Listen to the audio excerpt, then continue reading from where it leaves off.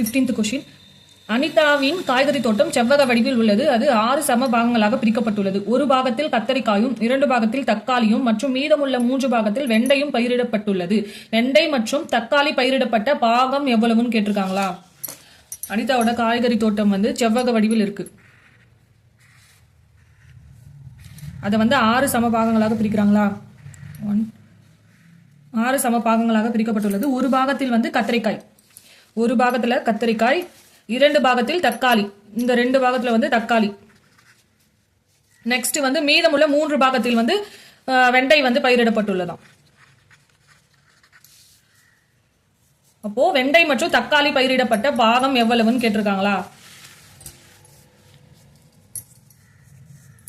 பயிரிடப்பட்டுள்ளது. இப்போ ஃபர்ஸ்ட் வெண்டை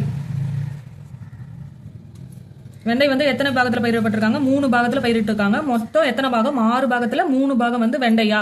அப்போ இதை கேன்சல் பண்ணா 1/2 பாகம் வந்து வெண்டை பயிரிடப்பட்டுள்ளது. நெக்ஸ்ட் வந்து தக்காளி கேட்டிருக்காங்க. தக்காளி எத்தனை பாகத்துல பயிரிடப்பட்டிருக்காங்க? 2 பாகத்துல. மொத்தம் வந்து 6 பாகம், அதுல வந்து 2 பாகத்துல வந்து தக்காளி பயிரிட்டிருக்காங்க. அப்போ கேன்சல் பண்ணா 1/3 கிடைக்கும்.